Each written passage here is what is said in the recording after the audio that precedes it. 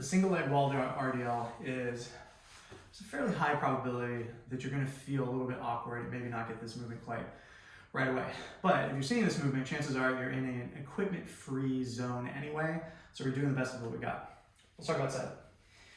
I want to think about having 2 foot width worth of space.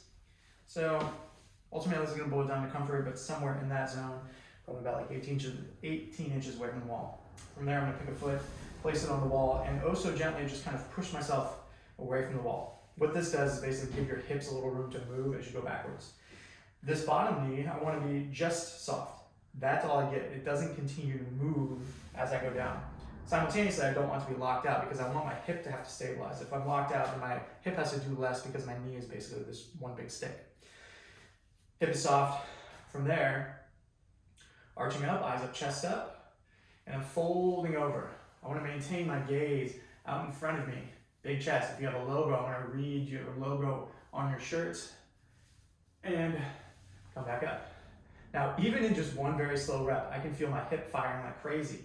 I'm pushing into the wall here. I actually get some dual benefit from that. And as long as I don't lose my back, because now I don't really have any tension on my hip, I'm just kind of standing, I'm going to get some activation into that hip. Now, would it be better if we did an RDL with some dumbbells or something like that? Sure, but again, we're going back to this equipment-free zone. So the goal here is a lot of mind-muscle connection.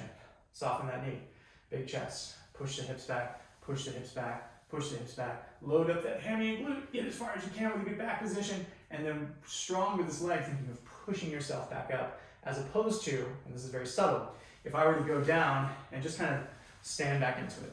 There isn't really any activation there, versus if I am coming out of that hinge, strong with that leg. Now, me just standing there doing that demo, like my glutes cooking pretty good. And I also have very strong glutes.